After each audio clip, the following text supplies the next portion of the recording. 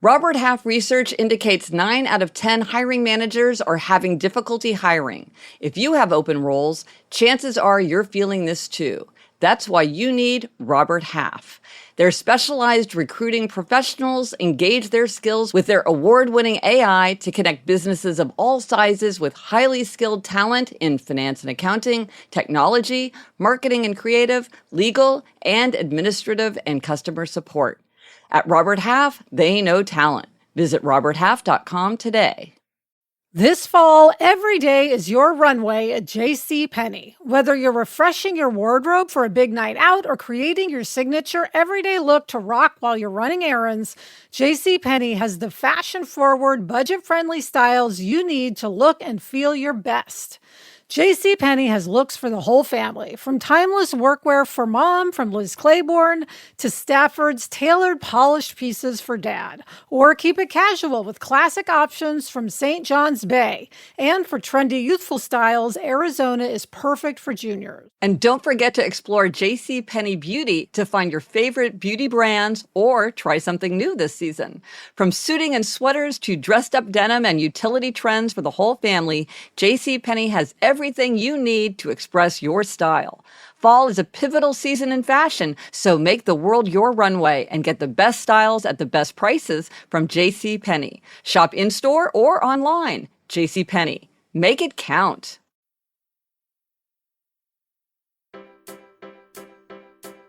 Hello and welcome to Happier, a podcast where we discuss ideas and strategies for how to make our lives happier, healthier, more productive, and more creative. This week, we'll talk about why we might challenge ourselves to wear 3 items of clothing that we're not wearing, and I will share something that I've discovered that is a huge benefit to me personally.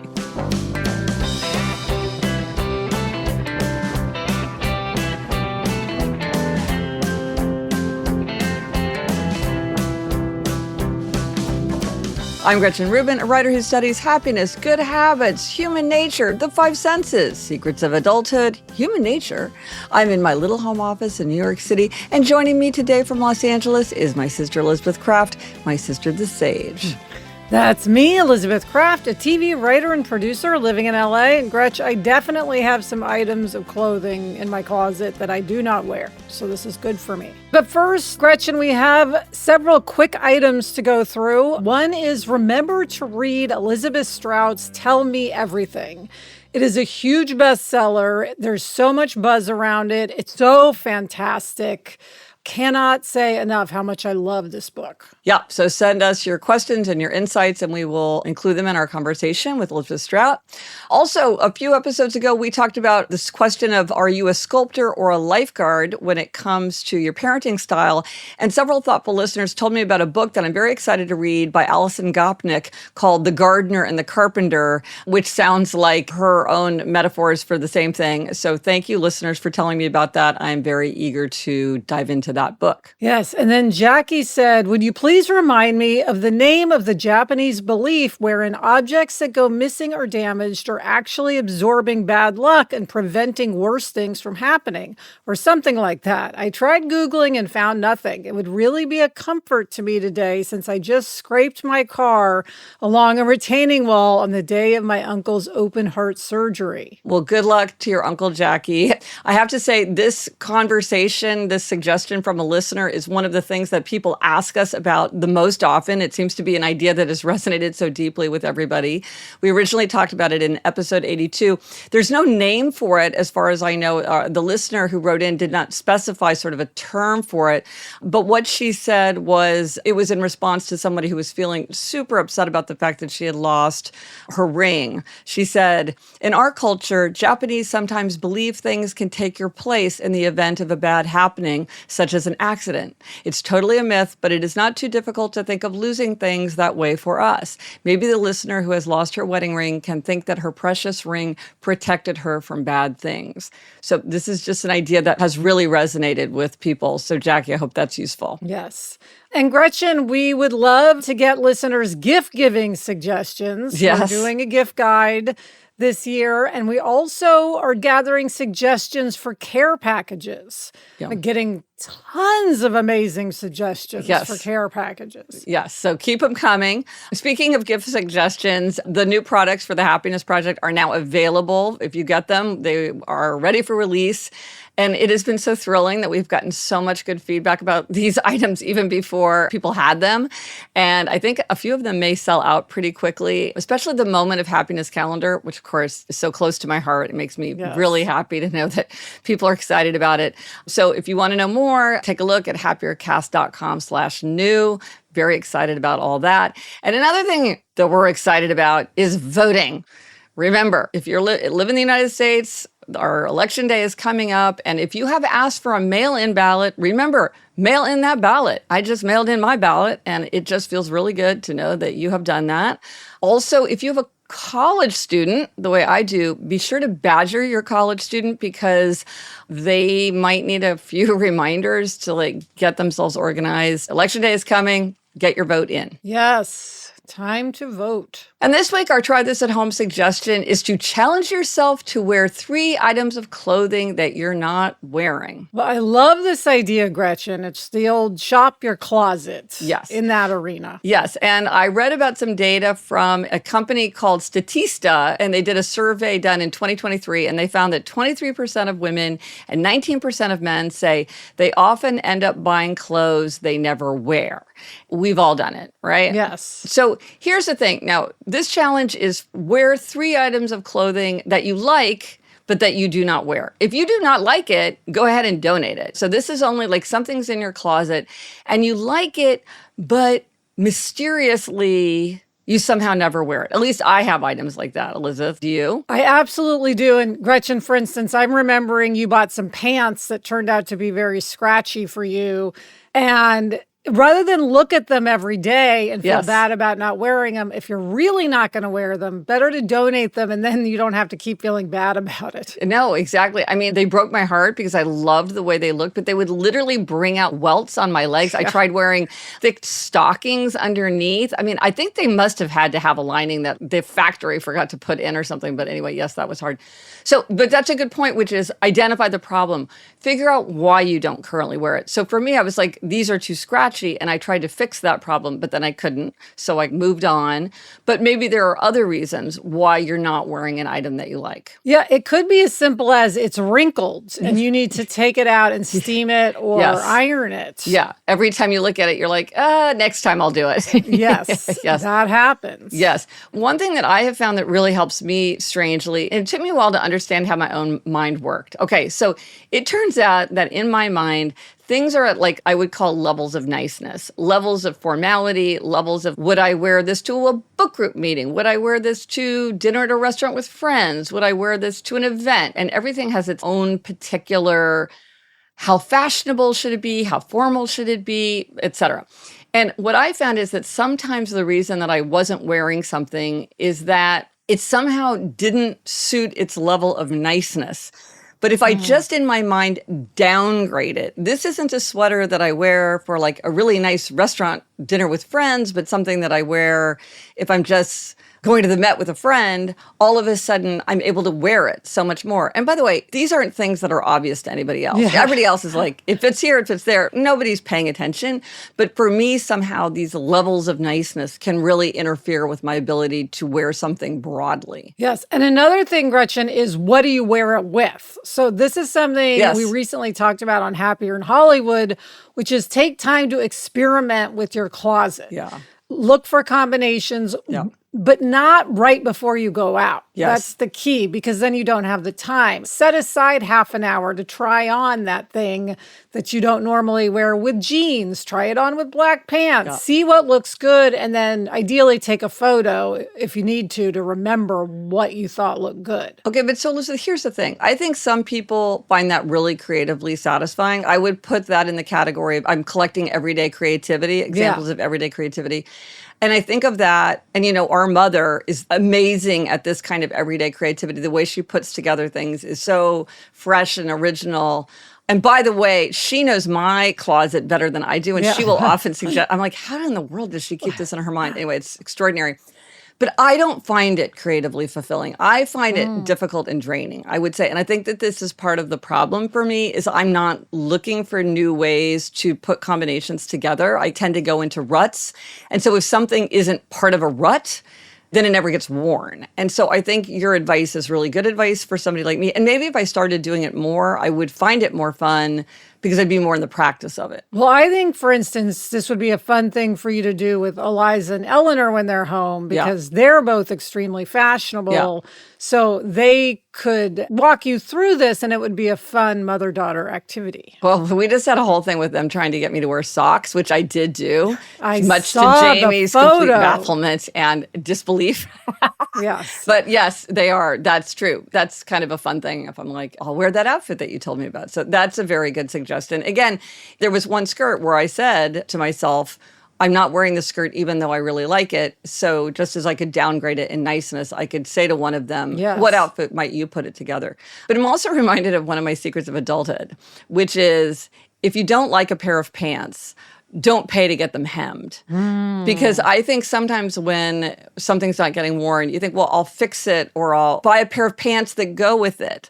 I'll spend more money or energy or time around it. But if in the end there's something that you don't like about it, like it's too scratchy, or you think the color is unflattering, or it's too tight or too loose or whatever, face the fact. Because sometimes I feel like we try to make it work instead of admitting that it doesn't work. Yes. And Gretchen, we always love to do things in threes. Yes. So we're picking 3 things. Yes. I already know 2 of the things I'm going to try to wear. Okay. 2 of them are blouses, which I got years ago. I look at them and I think they're beautiful, but I just never end up wearing them. And why? I think because they're maybe a little more corporate than the TV world calls for. And so whenever I think about wearing them, I feel like they're giving off the wrong vibe. Yes. But to your point, maybe what I need to do is wear them to dinner with a friend instead of to a meeting, if you see what I'm saying. Right. But I haven't put them on for a long time. So I need to put them on and make sure they're even still at all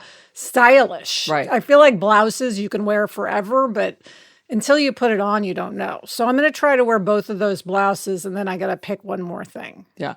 Well, I think 3 is a good number because it feels like, well, if I did 3 things, I would feel like I got a real boost in my wardrobe, but it feels manageable. It's not like, okay, now I'm going to sit down and go through everything, which that feels like a very big undertaking. So let us know if you do try this at home and how challenging yourself to wear 3 items that you like, but that you never wear works for you. Let us know on Instagram, Threads, TikTok, Facebook. Drop us an email at podcast@GretchenRubin.com, or as always, you can go to the show notes. This is happiercast.com/505. Coming up, we have a happiness hack for overnight guests, but first, this break.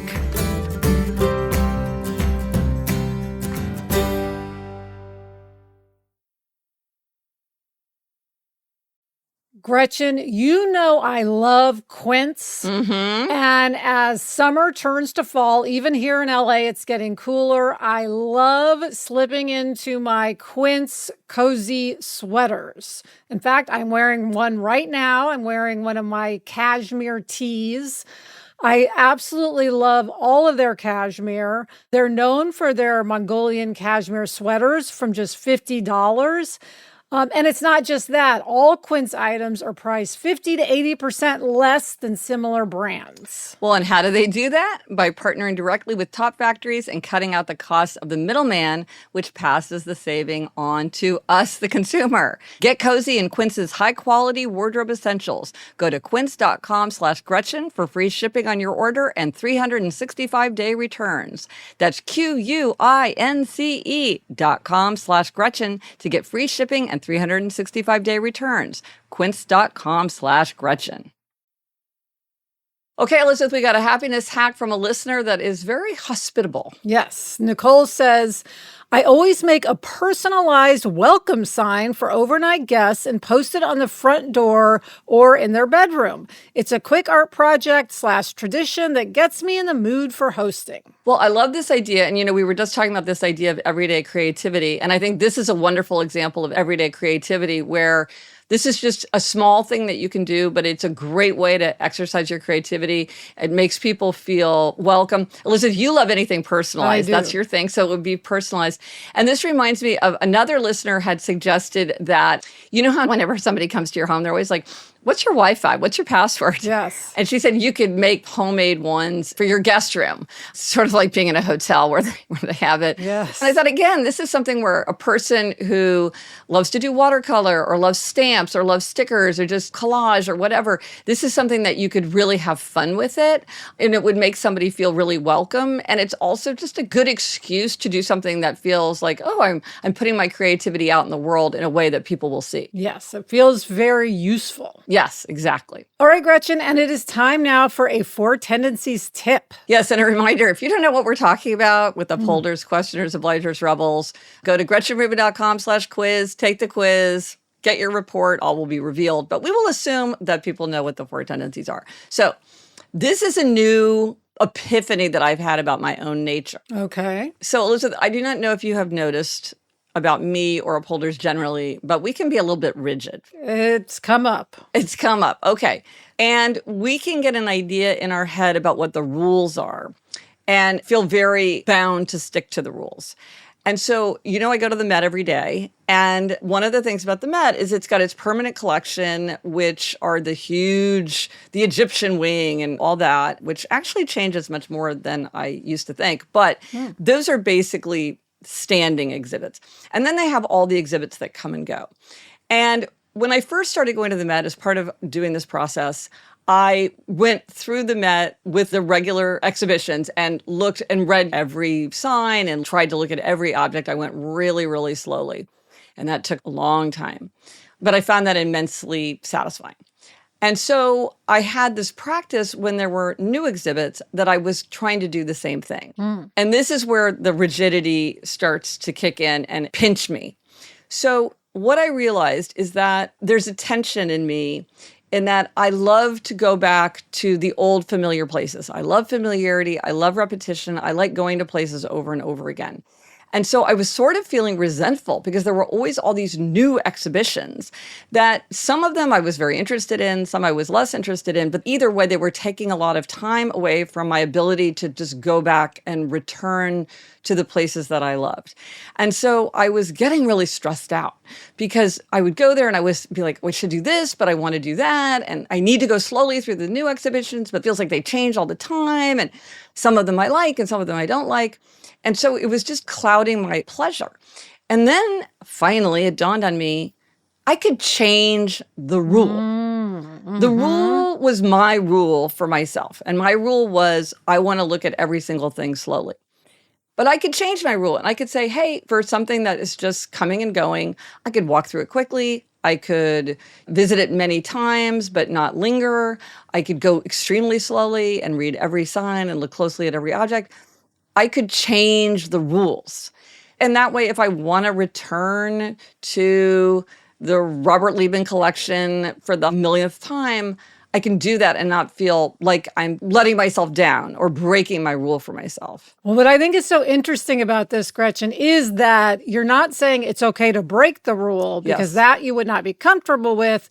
You are changing the rule so that you are still following the rule, but it is just a different rule. So I think that is so interesting. Well, and this is what I've realized is for upholders, if something is feeling stressful, maybe you need to change the rule. So it's not that I'm changing myself or my own nature or my own upholder desire to stick to the rules, but I'm realizing these are self-created. These are the rules I've decided to follow, so I could change those. So for instance, now, Elizabeth, I would suggest this to you too, because you and I are both very focused on being on time. Yes. I will start stressing 2 days in advance about being on time. We do not like to be late. But what I realized is that, let's say I'm going to stop by somebody's apartment, okay?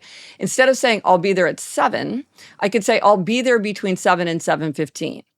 Because that way I will aim to get there at 7, but even if it's 7:15, which is a big buffer, I will still feel like I am on time. And so by creating this bigger interval in which I am still on time, meeting the expectation that I've set, I really de-stress myself. If I'm even 5 minutes late, I would start getting very exercised about that. Me too. Yeah. So just saying, sometimes people are like, well, I want to meet you at a certain time, but then sometimes they just want to have a ballpark idea. Yeah. And then the other thing is, I was thinking about this and changing the rules for upholders. And I was thinking back on a conversation I had with another upholder friend. She was really stressed during COVID because she had always had this rule for herself that she would exercise every single day. And it was just really hard to meet that for herself in the usual way during COVID. And so what she decided was that there was a force majeure clause. So in a contract, there's often a clause called like an act of God clause or force majeure clause, which is, look, if something extraordinary happens that's outside of human control, like a tornado or an earthquake, then you don't have to meet your obligations because there's just been something completely outside the contract that has interfered.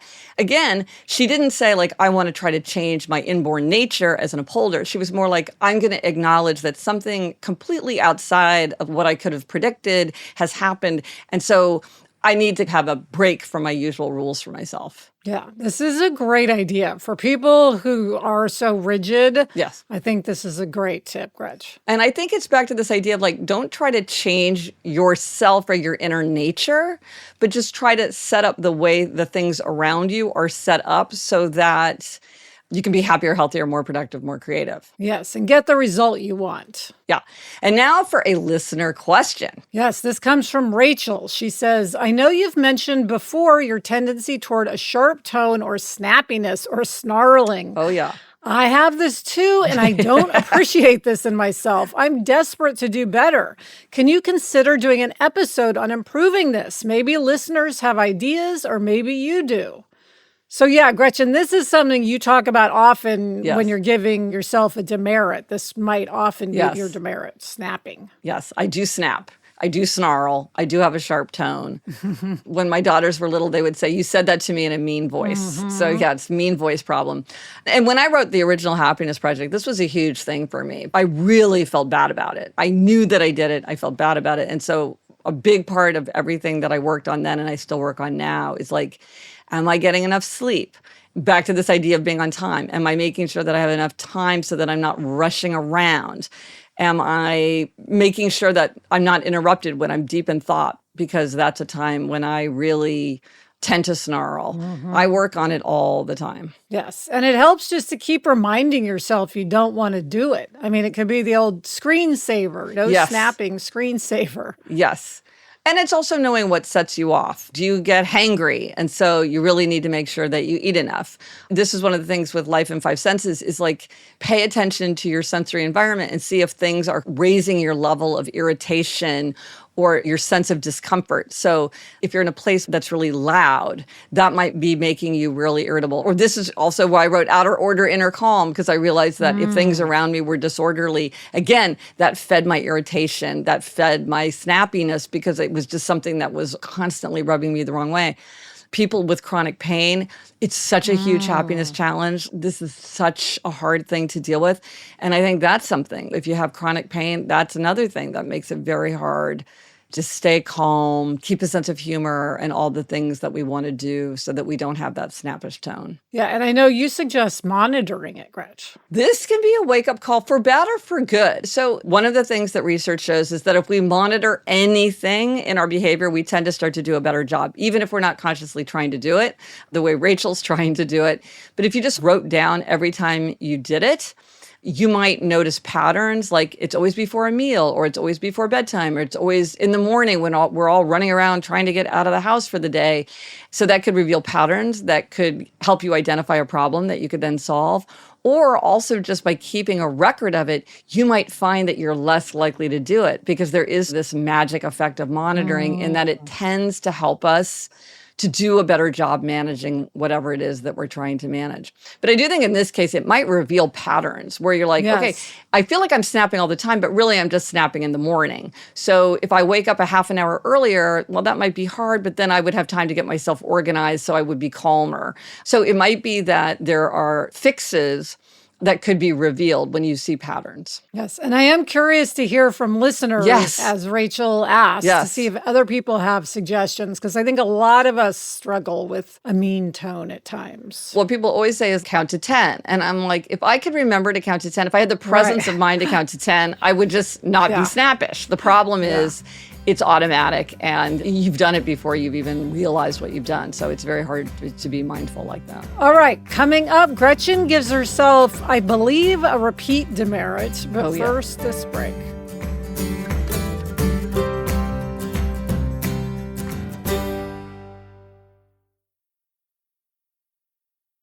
This show is sponsored by MIDI Health. Gretch, I hang out with a lot of women and we have a lot of conversations. And one thing that every woman shares is that eventually she's going to go through menopause and perimenopause.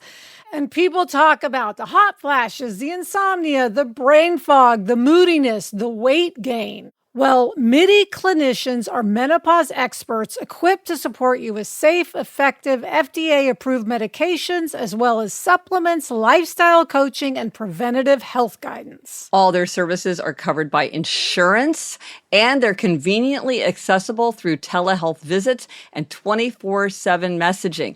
You know, when we need help, we want to know that we can come out of an experience feeling heard, with a plan to start feeling better, with people who are really experts in their field. You deserve to feel great. Book your virtual visit today at joinmidi.com. That's joinmidi.com. This message is sponsored by Greenlight. Greenlight is a debit card and money app made for families. Parents can send money to their kids and keep an eye on kids' spending and saving, while kids and teens build money confidence and lifelong financial literacy skills. The Greenlight app also includes a chores feature where you can set up one-time or recurring chores customized to your family's needs and reward kids with allowance for a job well done. Yes, Gretch, I love Greenlight. I got Greenlight for Jack, and it has been a game changer for us. And I love that we can actually say what chores we want him to do, and then in doing them, he earns his allowance. Millions of parents and kids are learning about money on Greenlight. It's the easy, convenient way for parents to raise financially smart kids and families to navigate life together. Sign up for Greenlight today and get your first month free when you go to greenlight.com/happier. That's greenlight.com/happier to try Greenlight for free. Greenlight.com/happier.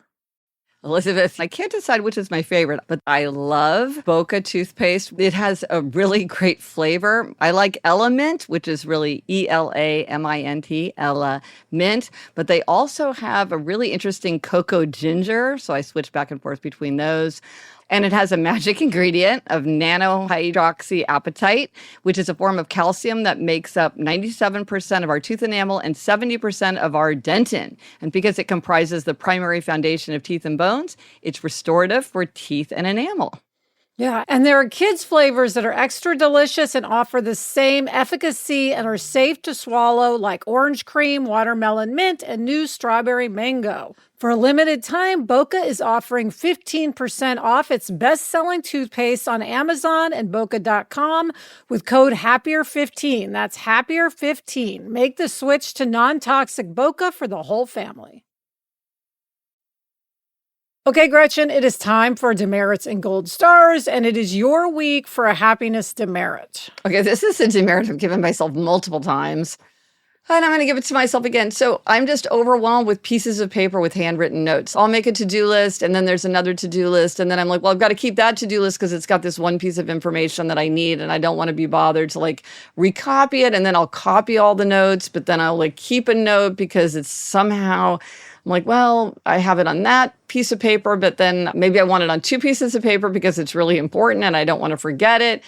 And then I'll have notes on drafts, little reminders. It's all over the place. And you might just say, Gretchen, just write it all down on a single piece of paper. And then, yes, that is good advice. And why that just doesn't feel like the right solution, I do not know. But somehow they each feel important as themselves. Well, we just struggle with things over and over, don't we?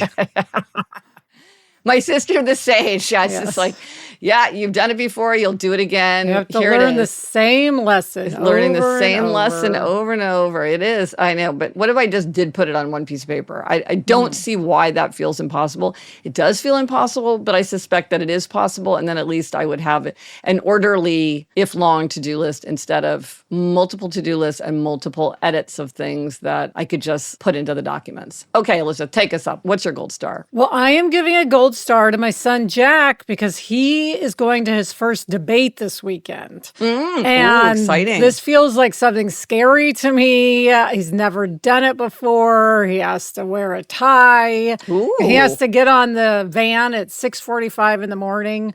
So it's a big thing, and he has a really good attitude about it. He's not complaining. He's not trying to get out of it. He's just marching forth. So I'm very proud of him.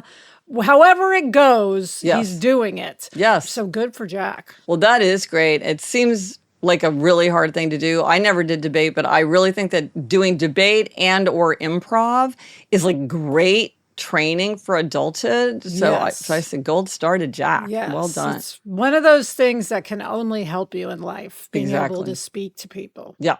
And the resource for this week, well, I already mentioned all the new products. I'm super excited about them. Again, it's happiercast.com/new. I had so much fun working with this brilliant team to create all those. So it's exciting to see that other people are interested in them. And Elizabeth, what are we reading? What are you reading? I'm reading Swan Song by Ellen Hilderbrand. And I am reading Super Infinite, The Transformations of John Donne by Catherine Rundell. And that's it for this episode of Happier. Remember to try this at home. Challenge yourself to wear 3 items of clothing that you like. Let us know if you tried it and if it worked for you. Thank you to our executive producer, Chuck Reed, and everyone at Odyssey. Get in touch. Gretchen's on Instagram, Threads, Facebook, and TikTok at Gretchen Rubin, and I'm on Instagram and Threads at Liz Craft. Our email address is podcast@GretchenRubin.com. And as always, we remind you to tell other people that you like this show. Rate us. People really look at those ratings. And here's your rhyming reminder. Love the show. Leave a review to let us know. Until next week, I'm Elizabeth Craft. And I'm Gretchen Rubin. Thanks for joining us. Onward and upward.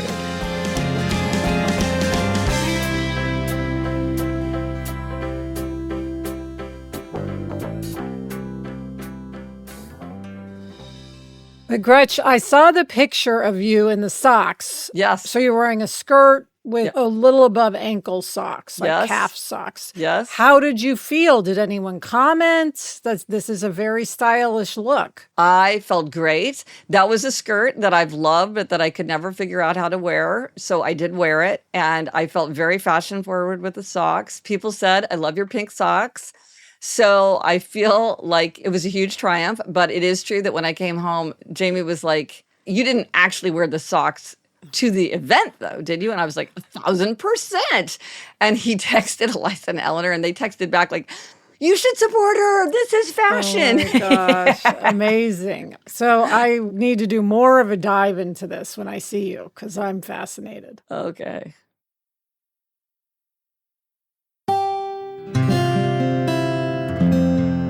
From the Onward Project.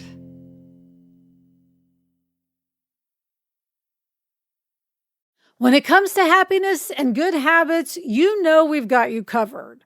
But who do you turn to when you need smart financial decisions?